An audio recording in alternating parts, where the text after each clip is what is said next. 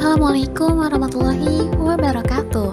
Kami dari kelompok 7 akan membahas materi tentang penilaian non-tes berbasis HOTS, Higher Order of Thinking Skill. Sebelum ke pemaparan materi, izinkan saya untuk memperkenalkan rekan-rekan dari kelompok 7 terlebih dahulu. Yang pertama ada Saudari Novita Ainul Barokah selaku penyaji 1. Berikutnya ada saya sendiri, Indriani Ngronsari, selaku penyaji 2 sekaligus moderator. Dan yang terakhir ada Saudara Hikmat Fauji Yahya selaku penyaji 3. Sebelum ke pemaparan materi, mari kita membacakan basmalah bersama-sama. Bismillahirrahmanirrahim. Langsung saja ke pemaparan materi.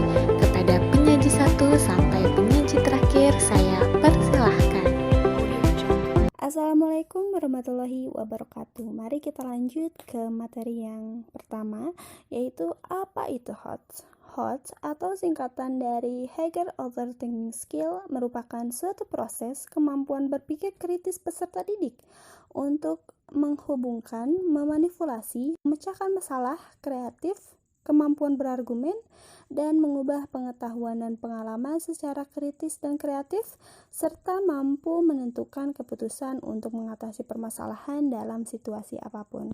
Nah, HOTS ini merupakan hal yang wajib ada di kurikulum 2013, karena dalam kurikulum 2013 ini peserta didik diwajibkan untuk mempunyai kemampuan berpikir tingkat tinggi atau kemampuan berpikir kritis, yang dimana apabila ada permasalahan peserta didik mampu mengatasinya.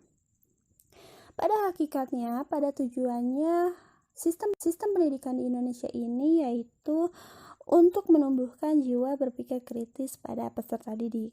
Dan HOTS ini juga membantu para pendidik untuk menyatukan peserta didik dengan materi yang sedang diajarkan, yaitu di mana peserta didik mampu memahami, mampu mengembangkan, mampu mengasihkan materi yang diberikan oleh para pendidik. Pada dasarnya, HOTS ini berawal dari Permendikbud nomor 24 tahun 2016 dan diseimbangkan dengan ranah kognitif dalam taksonomi Bloom. Taksonomi Bloom yang sudah kita pelajari di pembelajaran sebelumnya. Nah, dalam dua dasar ini, yaitu Permendikbud dan taksonomi Bloom, digabungkan dan akan menemukan sumbu yang disebut dengan C1 sampai C6. Nah, seperti yang kita tahu bahwa dalam menumbuhkan kemampuan berpikir kritis dibagi dengan dua tahap, yaitu C1, C2, dan C4 sampai C6. Nah, C1 sampai C3 yaitu masih dalam tahap pengembangan, atau siswa diberikan stimulasi, siswa diberikan materi untuk memahami, untuk mengembangkan potensi dirinya dalam meningkatkan kemampuan berpikir kritis. Nah, apabila siswa sudah mampu berkembang di C1 sampai C3, maka akan lanjut ke tahap selanjutnya, yaitu ke C4 sampai C6.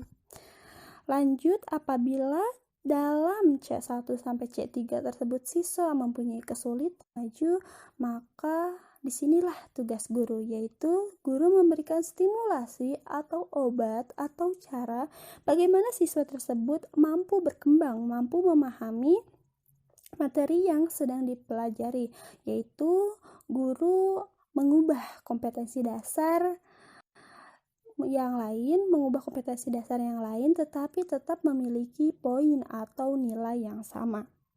Nah, apabila siswa tersebut sudah dinyatakan lulus, maka akan lanjut ke tahap yang lebih sulit, yaitu ke tahap C4 dan C6. Nah, apabila siswa tersebut gak kesulitan di C4 sampai C6, maka guru juga sama akan memberikan stimulasi, yaitu dengan memberikan kompetensi dasar yang berbeda tetapi masih memiliki nilai yang sama.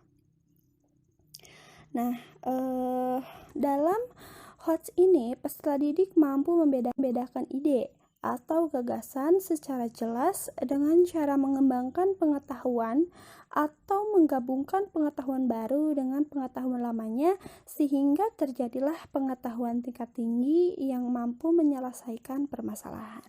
Sekian penjelasan singkat dari HOTS itu. Kurangnya mohon maaf dan terima kasih. Baik, bisa dilihat dari yang tertera di atas bahwa taksonomi dibagi menjadi 4. Ada problem solving menurut Krulik dan Radnik pada tahun 1998. Ada taksonomi kognitif Bloom original. Ada taksonomi Bloom revisi Under dan Kirkwood pada tahun 2001 dan High Order Thinking Skill. Nah, dari uraian tabel di atas dapat kita simpulkan pendapat dari beberapa ahli yang mengemukakan bahwa problem solving menurut pandangan Krulik dan Radnik adalah sebuah proses yang artinya setiap siswa menggunakan pengetahuannya, keterampilannya, dan cara membandingkan dan menyimpulkan untuk digunakan dalam situasi baru. Nah, dilihat di tabel di atas bahwa taksonomi dibagi menjadi 2, yakni taksonomi Bloom original dan taksonomi Bloom revisi menurut Under dan Kirkwood. Taksonomi Bloom original terdiri dari knowledge, yaitu mengingat kembali pengetahuan yang telah dipelajari atau pengetahuan yang lama. Terus ada comprehension, yakni pemahaman makna yang mengandung dalam materi. Terus ada application, yakni pengetahuan pada situasi baru, dan analisis, yaitu mengidentifikasi atau memahami bagian-bagian materi. Terus ada sintesis, yaitu menggabungkan pengetahuan untuk membentuk pengetahuan yang baru, yaitu menggabungkan pengetahuan yang baru dengan pengetahuan yang lama. Terus ada evaluasi, yaitu menilai berdasarkan beberapa kriteria.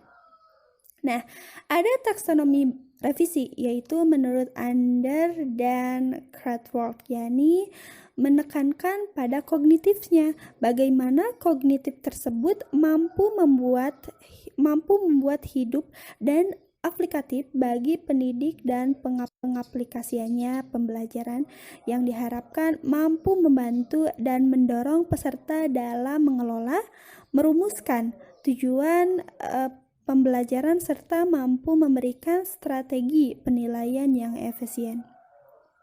Dan yang terakhir yaitu ada HOTS atau High Order Thinking Skill yang merujuk pada segi aktivitas, yaitu segi aktivitas yang kita sebut dengan C4, C5, dan C6. Apa itu C4, C5, dan C6? C4, C5, dan C6 merupakan indikator untuk mengukur berpikir tingkat ini, menganalisis yang disebut C4, atau kemampuan memahami, memisahkan konsep ke dalam beberapa komponen dan mampu menghubungkan keterkaitan satu sama lain sehingga menghasilkan pemahaman yang baru. Dan mengevaluasi atau disebut dengan C5 atau kemampuan menetapkan sesuatu berdasarkan kriteria yang telah ditentukan. Terus yang terakhir mencipta atau disebut dengan C6 atau kemampuan memadukan unsur-unsur menjadi suatu yang baru, yang utuh dan bersifat luas atau orisinil. Baik, saya Indriani Rumsari. Di sini saya akan melanjutkan pemaparan dari penyaji sebelumnya. Yang akan kita bahas kali ini yaitu tes dan non-tes. Apa sih itu tes? Tes ialah alat ukur yang digunakan secara sistematis, digunakan dalam rangka kegiatan pengukuran, yaitu untuk mengukur karakteristik orang atau objek tertentu dengan ketentuan atau cara yang sudah ditentukan. Tes di dalamnya berisi sejumlah pertanyaan dan pernyataan atau serangkaian tugas yang harus dijawab dan dikerjakan oleh peserta didik. Berdasarkan sifatnya dikelompokkan menjadi tes verbal dan tes nonverbal, sedangkan berdasarkan tujuannya dikelompokkan menjadi tes bakat, tes inteligensi, tes prestasi belajar, tes diagnostik, tes sikap, dan tes minat. Selanjutnya yang akan kita bahas yaitu tentang non-tes. Apa sih itu non-tes?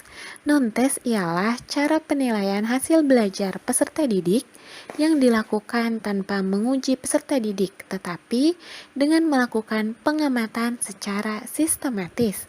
Teknik penilaian ini umumnya untuk menilai kepribadian anak secara menyeluruh, meliputi sikap, tingkah laku, sifat, sikap, dan lain-lain. Apa saja sih bentuk-bentuk non-tes?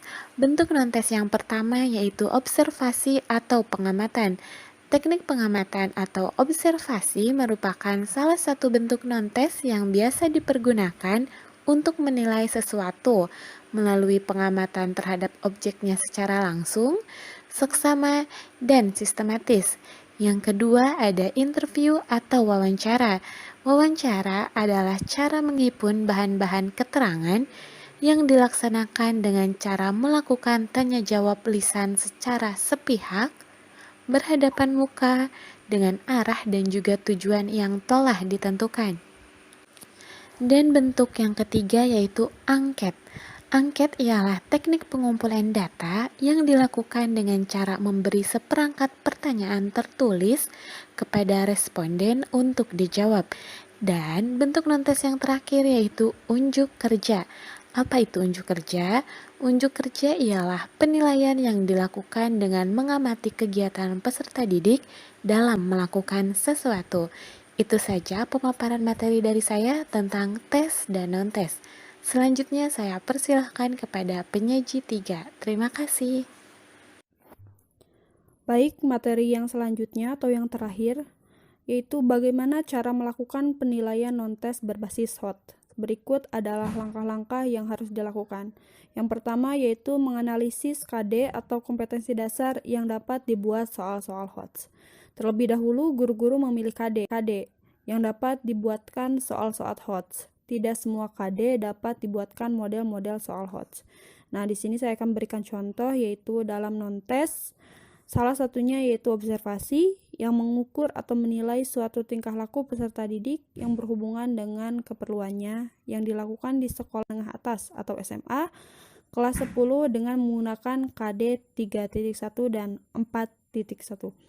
KD 3.1 yaitu mengidentifikasi teks laporan hasil observasi yang dipresentasikan dengan lisan dan tulisan. KD 4.1 yaitu menginterpretasi teks laporan hasil observasi berdasarkan interpretasi baik secara lisan maupun tulisan. Nah, di sini ada indikator penilaian tingkah laku. Misalnya penilaian tingkah laku dalam mata pelajaran bahasa Indonesia untuk kelas 10. Untuk kelas 10 indikatornya itu mengindahkan kepentingan berbicara sopan kepada orang lain. Nah, di situ terbentuk dalam kolom yang terdiri dari nomor urutan, perilaku yang diamati, dan hasil pengamatan. Nah, dalam kolom perilaku yang diamati itu terdiri dari menggunakan bahasa yang kasar, ketaatan peserta didik dalam berbicara sopan, menggunakan tugas kelompok. Nah, di sini ada hasil pengamatan yang terdiri dari kolom 1, 2, 3, dan 4, dan 5. Nah, memiliki poin-poin tersendiri. 1 yaitu tidak pernah, 2 jarang, 3 kadang-kadang, 4 sering, 5 selalu. Terus yang kedua menyusun kisi-kisi soal. Kisi-kisi penulisan soal-soal HOTS bertujuan untuk para guru dalam menulis butir-butir soal HOTS. Contohnya mata pelajaran bahasa Indonesia kelas 10 atau genap, semester genap. Nah, di sini ada kompetensi dasar, materi, indikator soal, level kognitif, bentuk soal, dan nomor soal. Nah, kita menggunakan KD 3.1, materinya yaitu makna bahasa Indonesia di lingkungan 3T, level kognitifnya yaitu C4, bentuk soal yaitu uraian menggunakan lisan, soalnya ada 1. Yang 3, memilih stimulus yang menarik dan kontekstual. Stimulus yang digunakan hendaknya menarik, artinya mendorong peserta didik untuk membaca stimulus. Sedangkan stimulus kontekstual berarti stimulus yang sesuai dengan kenyataan dalam kehidupan sehari-hari. Menarik, mendorong peserta didik untuk membaca. Dalam konteks ujian sekolah, guru dapat memilih stimulus dari lingkungan sekolah atau daerah setempat. Misalnya, Guru bahasa Indonesia mempersiapkan bahan ajar yang akan diajarkan kepada peserta didik dengan menggunakan metode dan media yang menarik sehingga membuat peserta didik semangat belajar. Sesuai dengan tujuan pendidikan nasional yang tertera pada Undang-Undang Dasar Nomor 20 Tahun 2003 yaitu tentang pendidikan nasional. Yang keempat yaitu menulis butir pertanyaan sesuai dengan kisi-kisi soal. Butir-butir pertanyaan tulis sesuai dengan kaidah penulisan butir soal HOTS. Kaidah penulisan butir soal HOTS agak berbeda dengan kaidah penulisan butir soal pada umumnya. Perbedaan terletak pada aspek materi, sedangkan pada aspek konstruksi dan bahan relatif sama.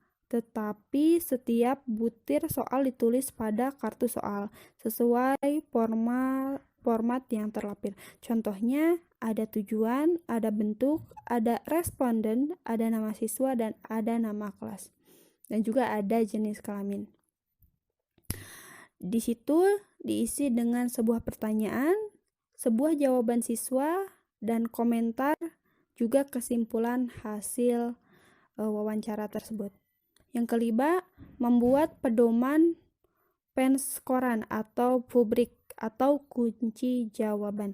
Setiap butir soal HOTS yang tertulis hendaknya dilengkapi dengan pedoman kunci jawaban. Pedoman kunci jawaban dibuat untuk bentuk soal uraian, sedangkan kunci jawaban dibuat untuk bentuk soal pilihan ganda kompleks, benar atau salah, ya atau tidak, dan isian singkat.